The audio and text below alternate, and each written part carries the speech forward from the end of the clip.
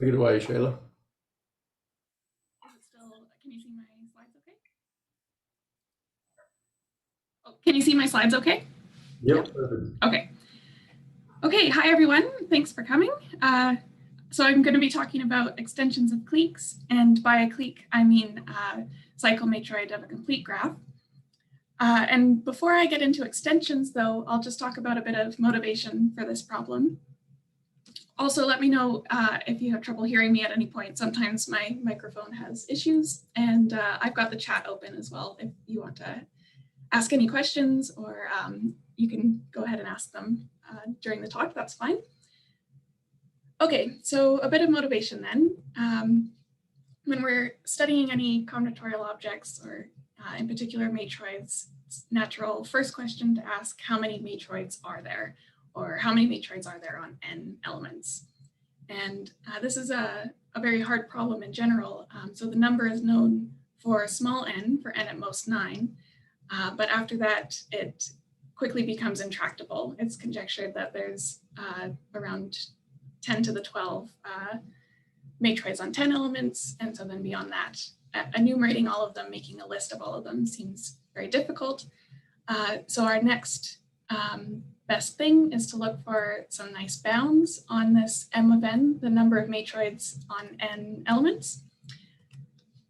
So we get some initial bounds here. For an upper bound, we can get a trivial upper bound just by taking any subset of the ground set and deciding which ones are going to be our independent sets.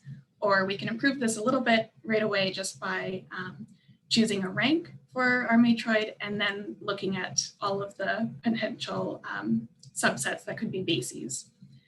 So we get this almost trivial upper bound that's close to doubly exponential, close to 2 to the 2 to the n. And on the other side, maybe a first lower bound we might think of comes from Crapo's paper in 1965, where he was studying single element extensions of matroids. And as a result of that analysis, we get this lower bound of 2 to the n matroids. But these have been improved upon over the years. And so I'll tell you the state of the art right now. We've got a lower bound, which the proof of the lower bound is basically given in a paper in the 70s by Knuth, which then combined with this result of Graham and Sloan in 1980 gives us this lower bound of 2 to the 1 over n, n choose n over 2. And there have been some other upper bounds found, but a very exciting result a few years ago from Benzel, Pendaven, and Jorn, which showed basically matching upper bound. There's just this factor of 2 in the exponent, but was an exciting breakthrough to have that result. And so I'm actually going to talk about their proof just a little bit. So the lower bound, the idea for the lower bound is to create a family of matroids using a set of objects in such a way that a subset of these objects gives you a matroid as well. So by finding then a large set, you can take any subset of that and also get a matroid. And it turns out this family of matroids is the sparse paving matroids, which then is the class that Jorn et al. Used in the 2015 result.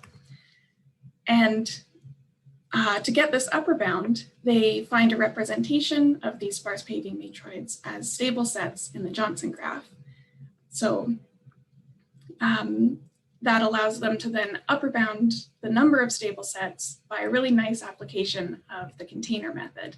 So a relatively new and powerful technique used on certain graphs. If you're able to prove a supersaturation lemma, then you can apply this very strong method and upper bound the number of independent sets, or I'm calling them stable sets since this is a matroid theory talk and I shouldn't call them independent sets. Okay. Right, so this is a nice construction, very exciting result, and kind of gives us a good idea of how many matroids on n elements there are. So I'll just rewrite this 1 over n and choose n over 2 using Stirling's approximation. And I'm using this approximately equals very generously. I'm just meaning there's a constant in the exponent. So we get that the number of matroids then is in some sense close to 2 to the 2 to the n, doubly exponential. So a lot of matroids. And so this indicates that the actual number is much closer to that initial trivial upper bound that we had as compared to the first kind of lower bound that came from Crapo's work. However, going back to Crapo's paper, the analysis of extensions is quite nice, and looking at extensions seems like a nice way to approach enumeration in general. So also just on its own, I think this question of how many extensions does a matroid have is a nice question to ask. And it turns out this can vary quite a lot depending on which matroid we're extending. So I'll just mention what an extension is first.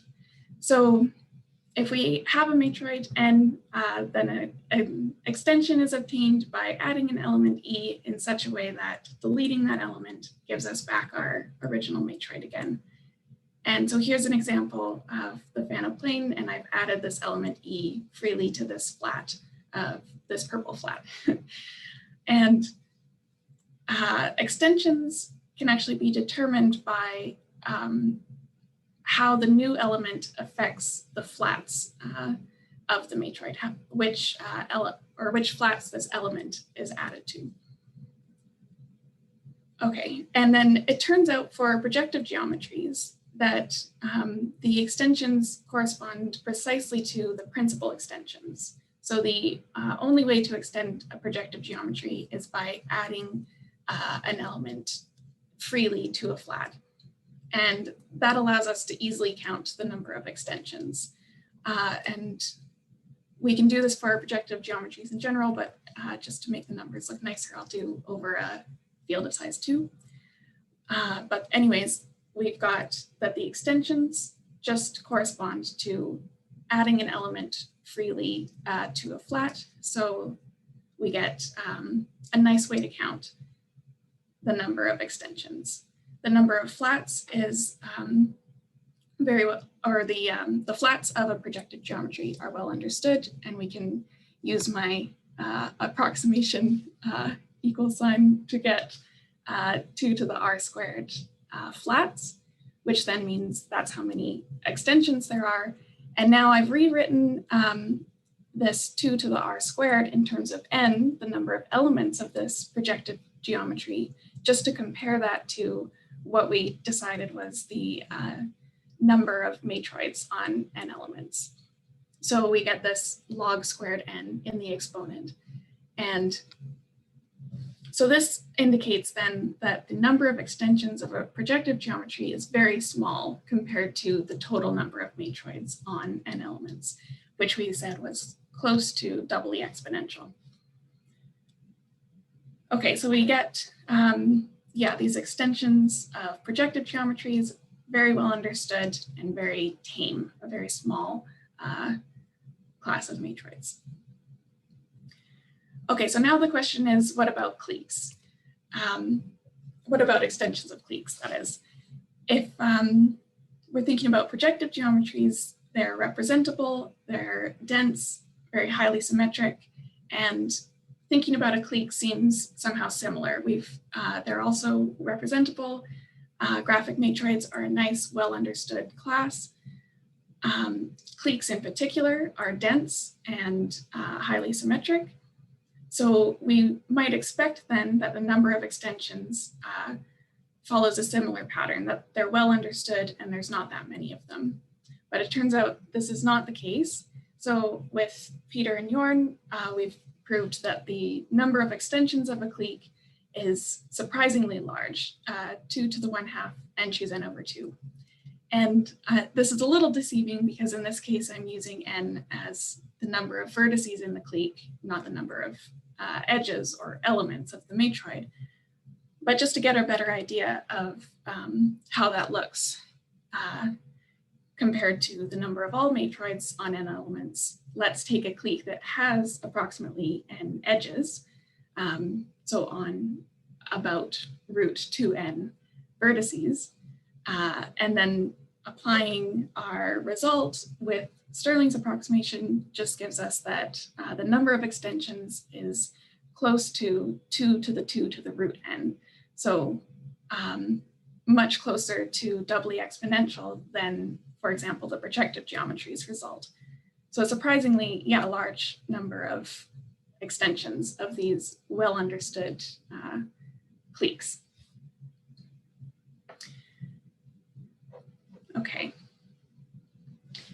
So this theorem is the one I'm going to prove in the second half of this talk. So I'll get into that in a little bit. But before I do, I just want to mention a result about coextensions as well, just to kind of round out the picture here. So a coextension, if we have a matroid and we coextend it by adding an element e, then contracting that new element brings us back to our original matroid.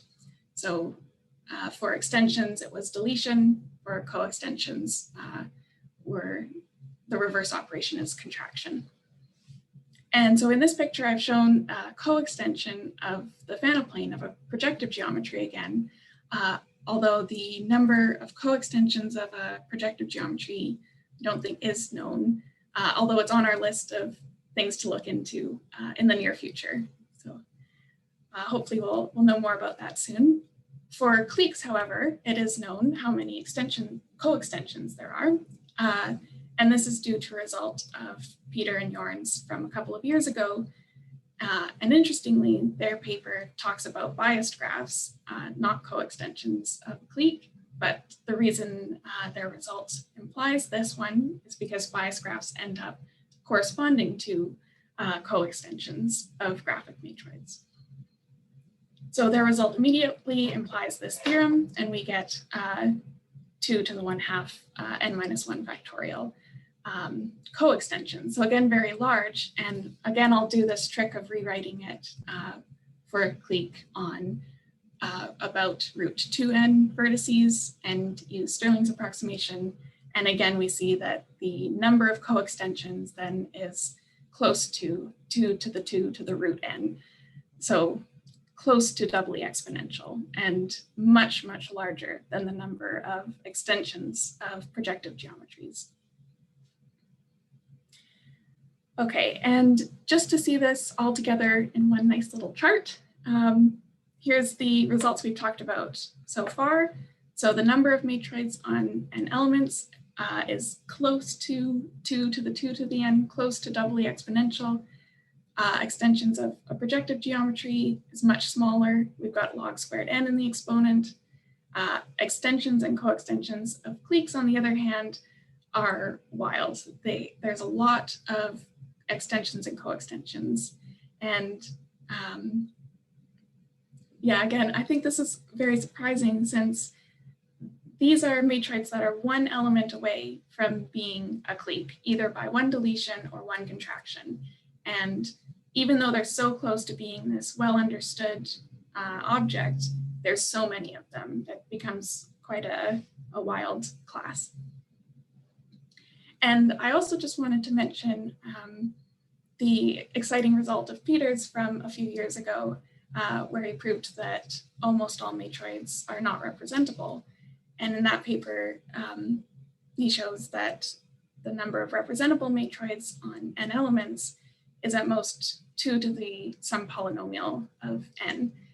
And again, comparing this to the extensions and coextensions of a clique is very small. It's just a polynomial in the exponent rather than exponential. Okay, so maybe I'll just pause there for a second if anyone has any comments or questions so far. Have some water.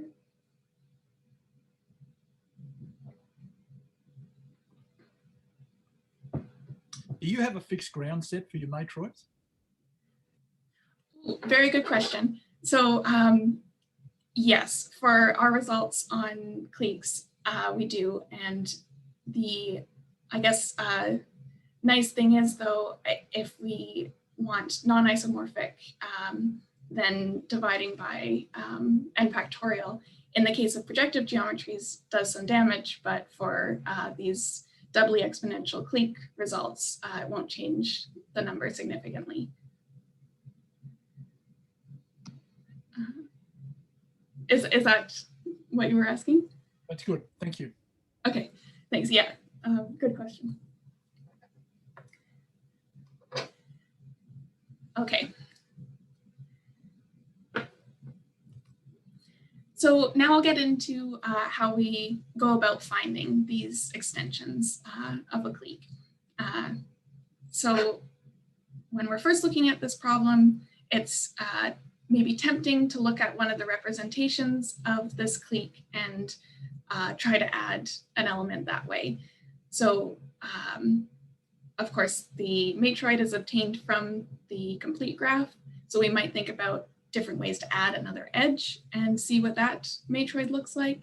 But there's only so many ways to do this and choose two, so very small compared to what we know there should be.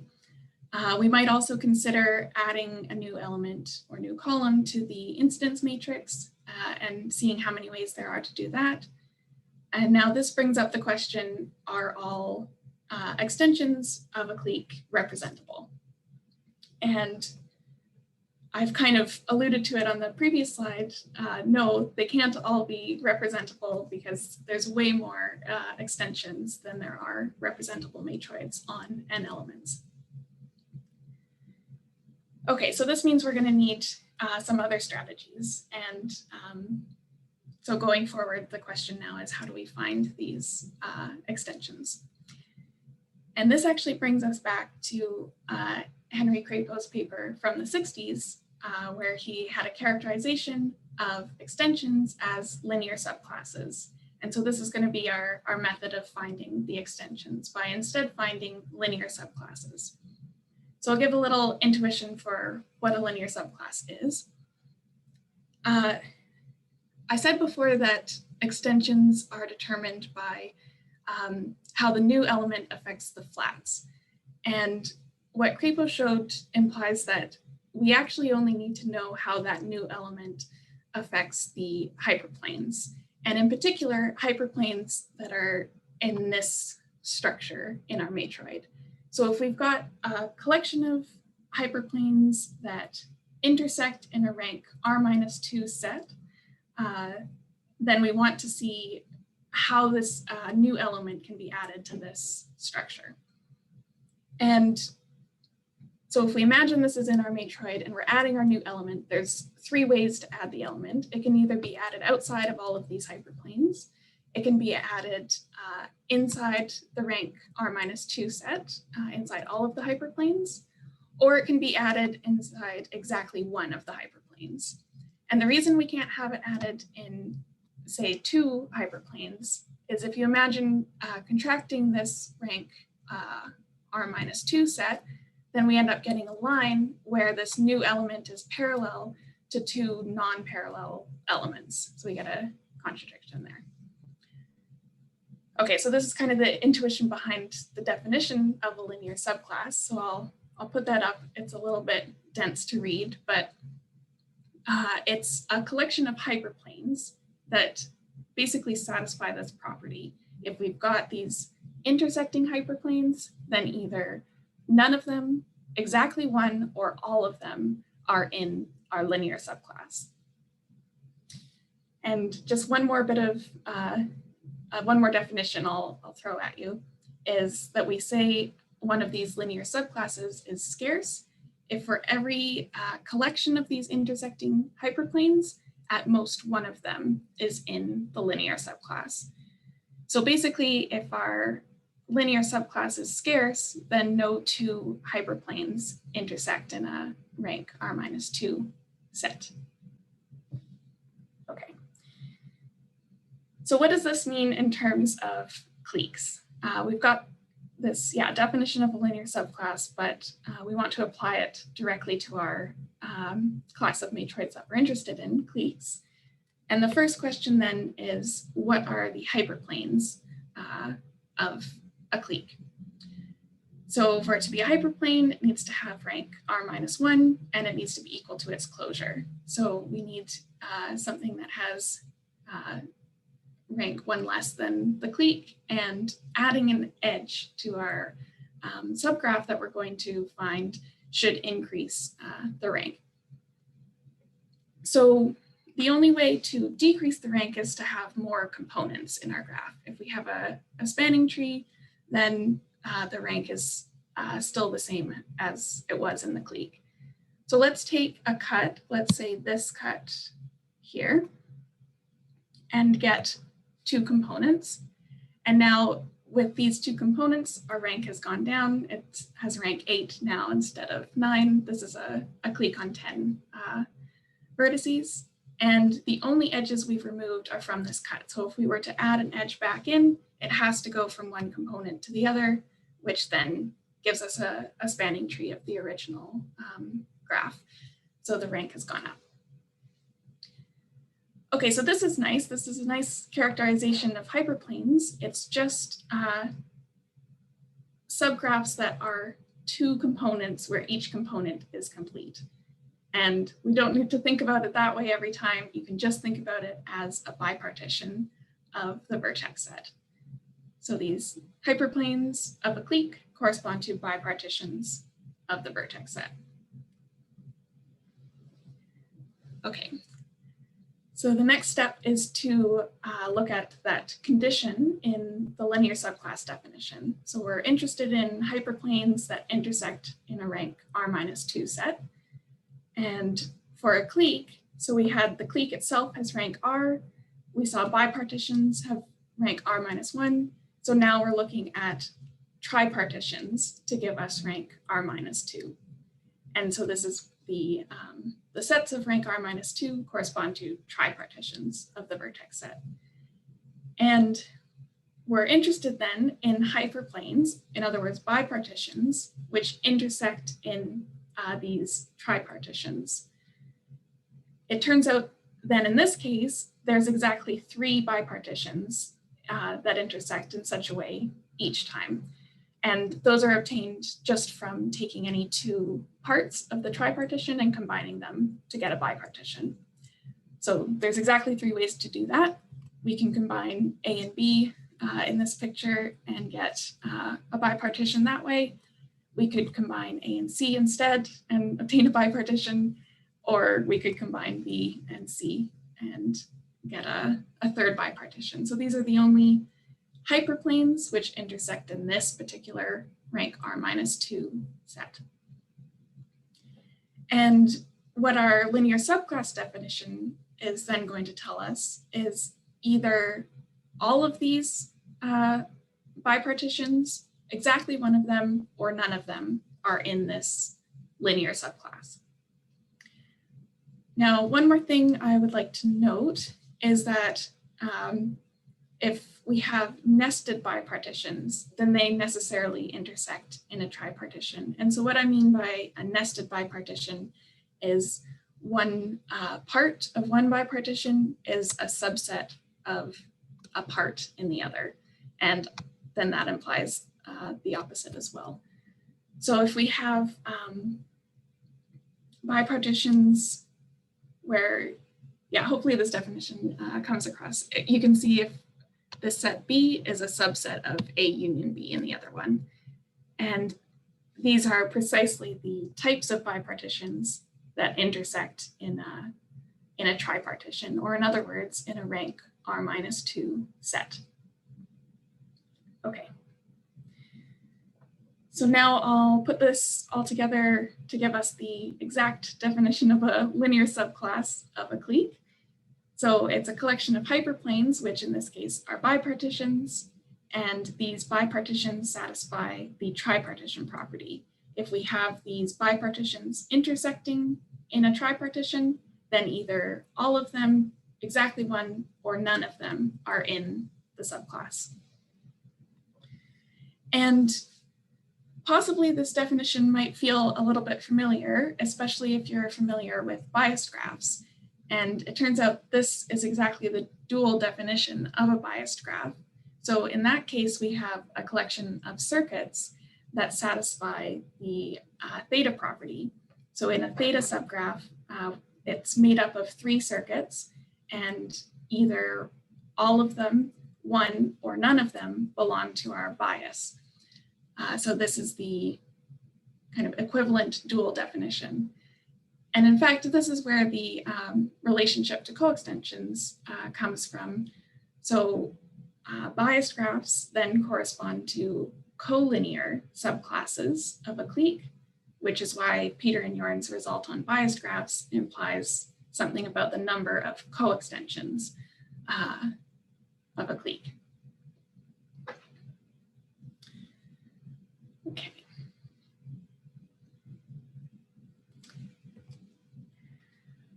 Okay, so now that we have linear subclasses, we're looking for a way to count them.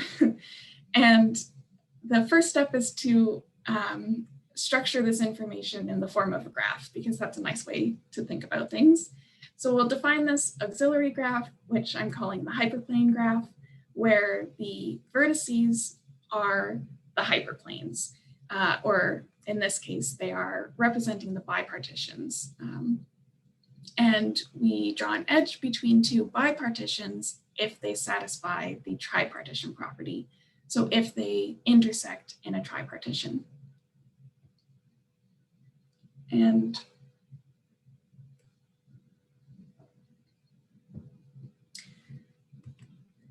another way to think of that adjacency then is that these bipartitions are nested. So now if we're looking at a stable set in this graph, the bipartitions in a stable set are necessarily not nested. So these stable sets correspond to a set of bipartitions which don't intersect in a tripartition or in a rank R-2 set. And this was exactly the definition of a scarce linear subclass. So our linear subclass was scarce if in that structure of intersecting hyperplanes, we have at most 1 from each set. And in this hyperplane graph, then this is the stable sets. So we're looking for linear subclasses, and instead of counting all linear subclasses, we can focus instead for now on scarce linear subclasses, because we now have this nice representation of these scarce objects as stable sets in some auxiliary graph, which feels reminiscent of the result using sparse paving matroids, representing those as stable sets in the Johnson graph. Okay. So at this point, this graph seems kind of unknown, like what does it look like? And just to give a better idea of what this graph turns out to be, I'll just rewrite these vertices as numbers, and we'll look at the sets that result. So even though we're talking about bipartitions of the vertex set, I only need to tell you one part in order for you to determine what the bipartition is. So I could tell you a collection of numbers 1 through n, and you can get the bipartition from that.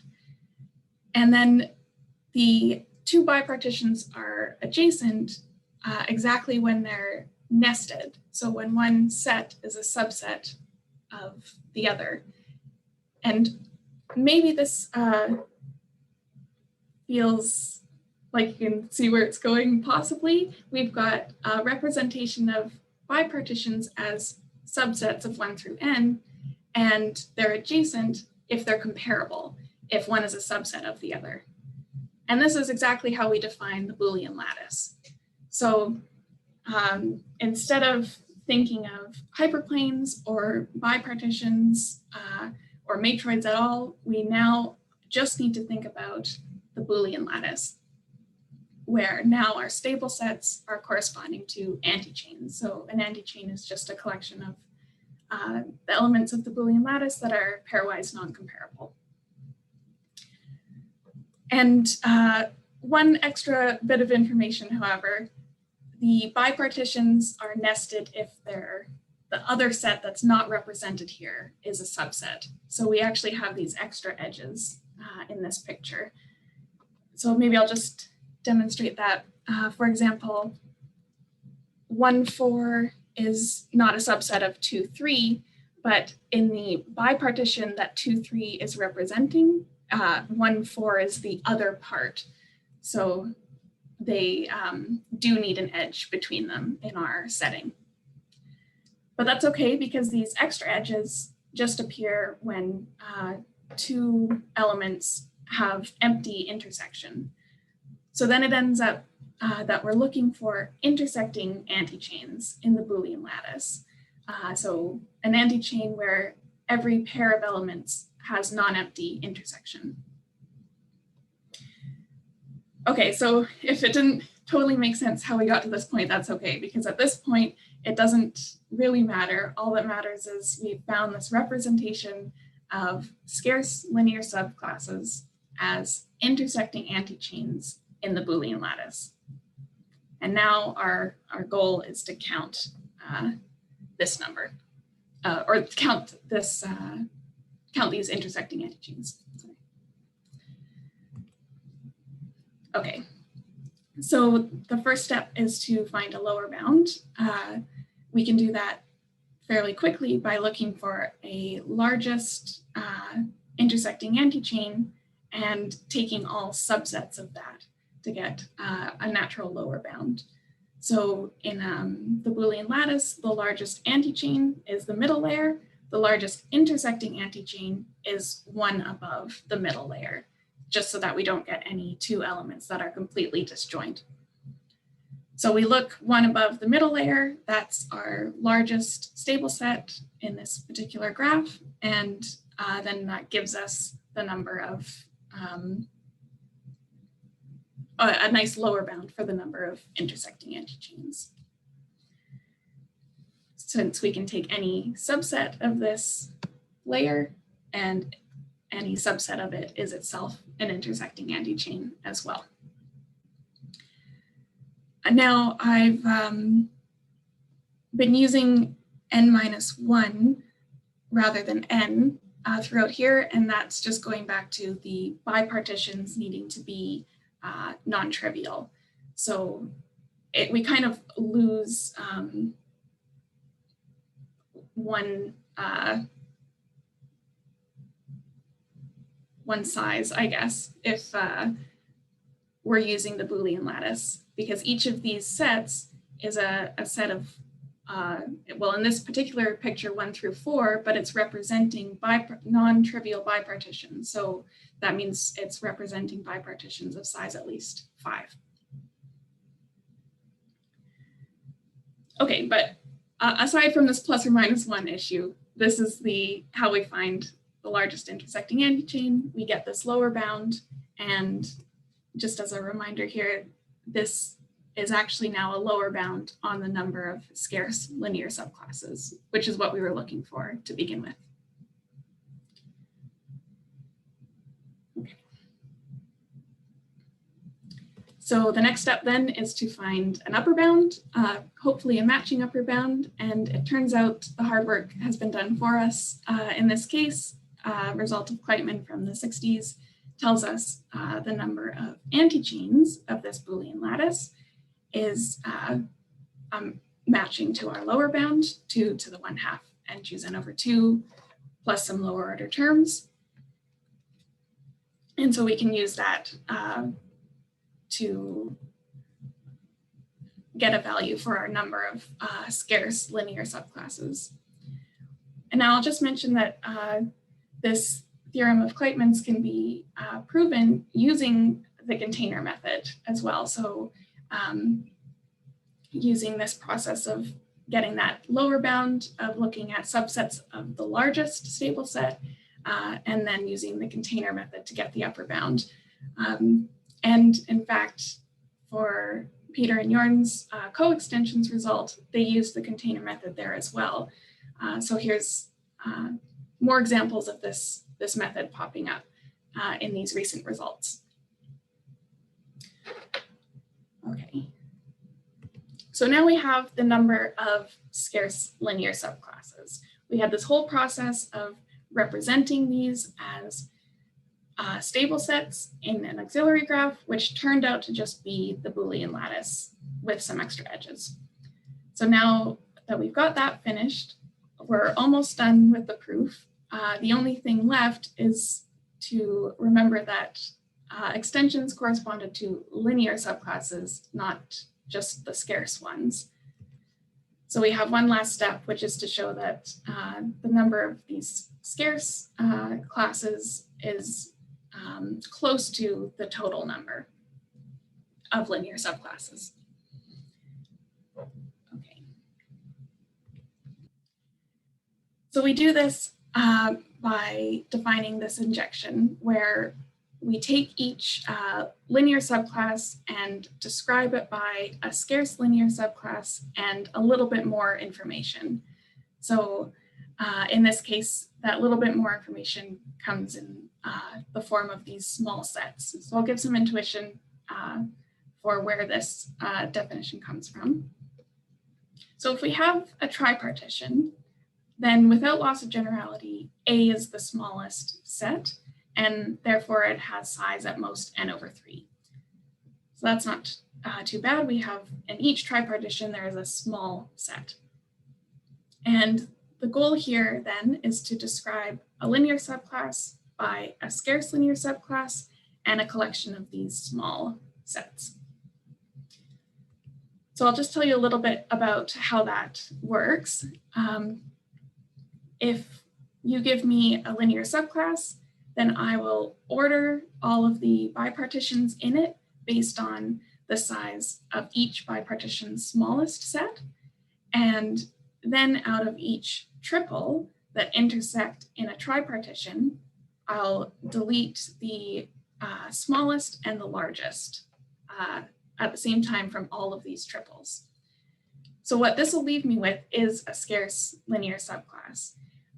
What makes it scarce is that there's only one out of each of these triples in it. And if I delete 2 from each of these triples that existed in our original linear subclass, then I'm left with at most 1 from each of these triples. So now we have a scarce linear subclass.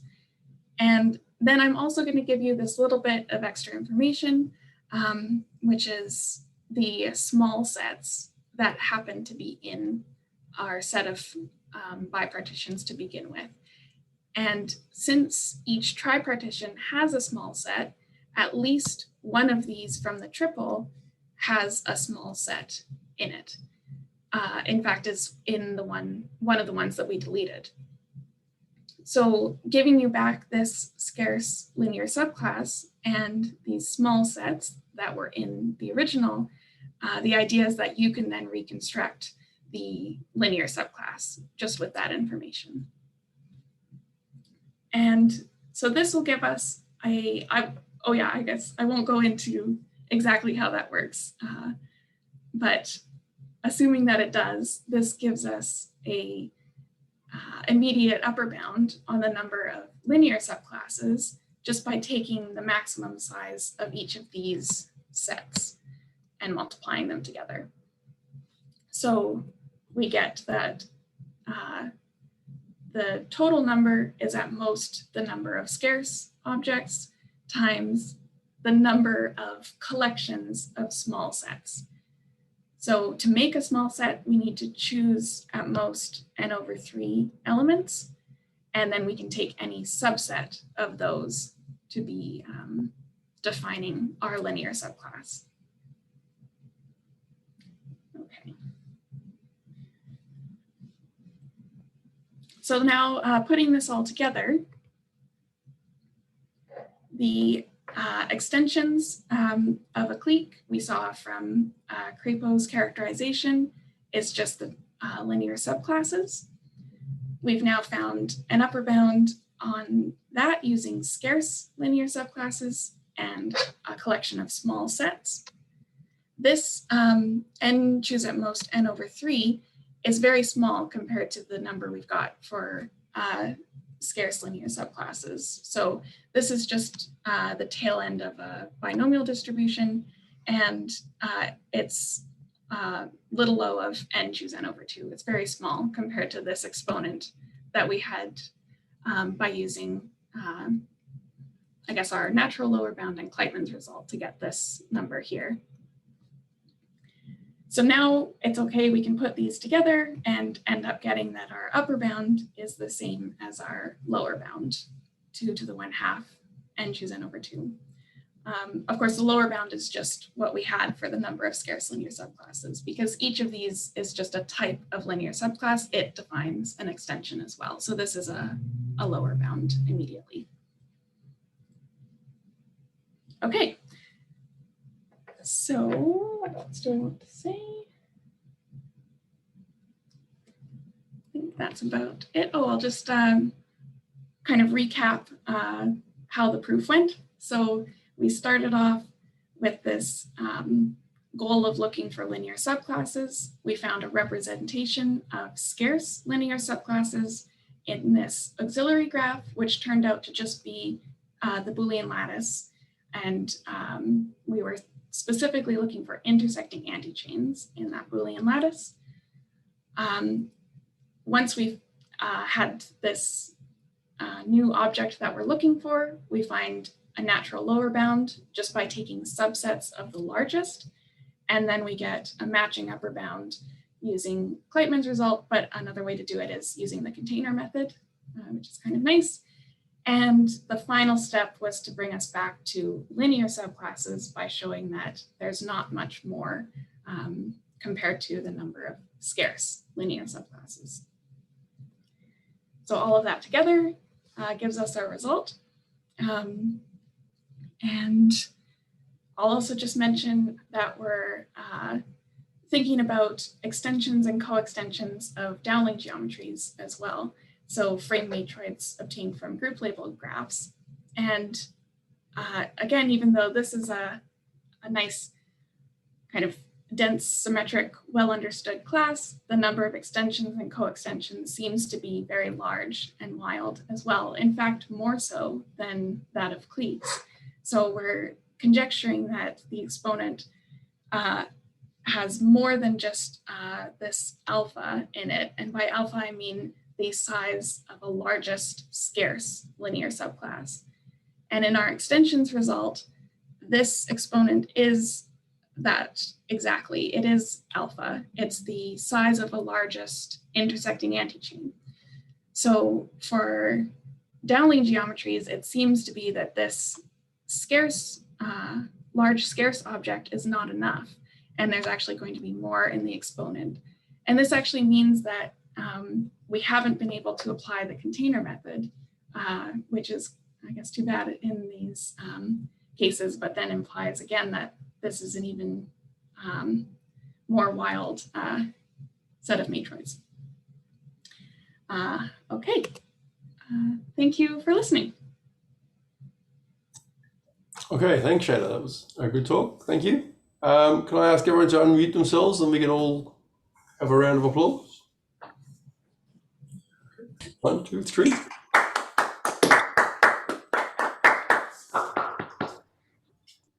Thanks. Are there any questions?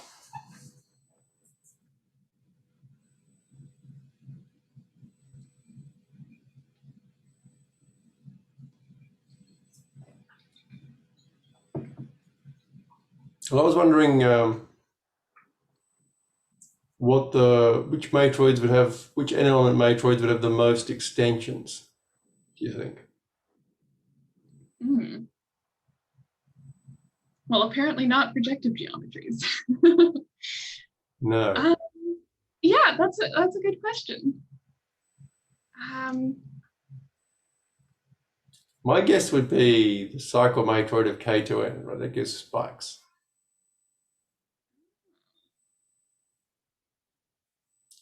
Well, it gives like spikes with co-tips.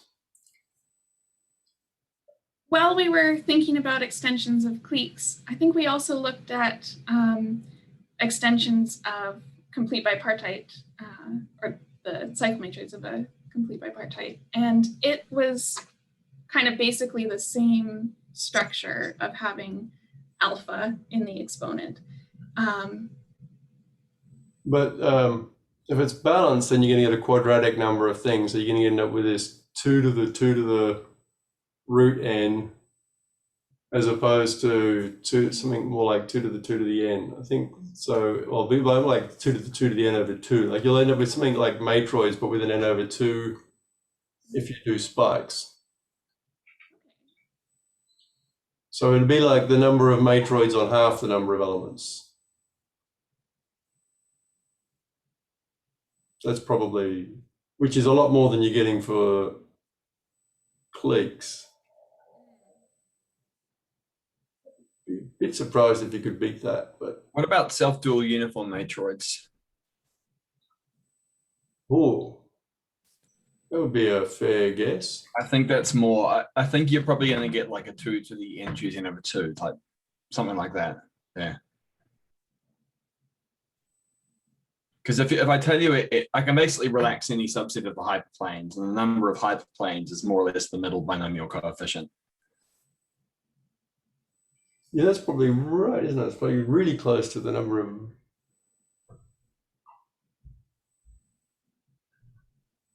Yeah. You can't quite relax every subset of the hyperplanes, though. Now I think of it. No, but it's going to be.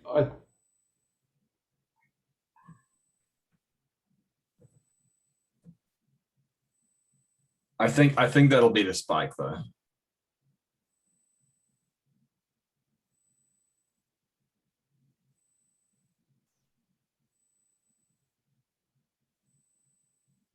It'll beat the spike, I guess. Yeah, that sounds right. That'll be very close to the number of matroids. Well, yeah, it's not that far from being any sparse paving matroid you like. Yeah. Which is, you know. So instead of being if you're taking spikes, it's like the number of sparse paving matroids on half the number of elements. Whereas if you're extending the uniform matroid, it's more like the number of sparse paving matroids on one fewer elements, which is probably going to be a lot better.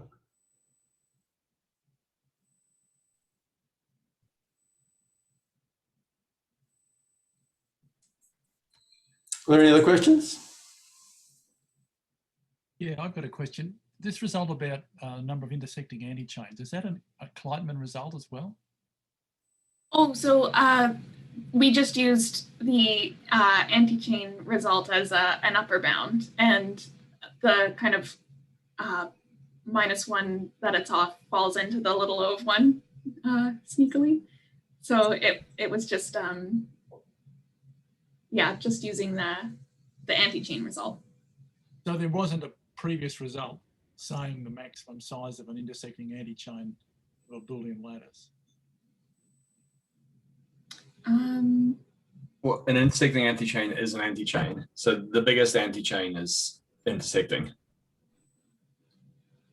Well, I guess if n is odd, it's if you take the rounded up middle layer when n is odd, then it's both the biggest anti-chain and the biggest intersecting anti-chain. So you get the weaker thing for free. Okay.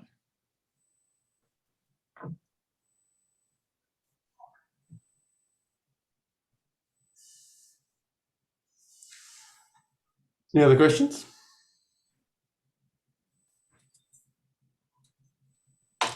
If not, I'll stop the recording and we can ask Shayla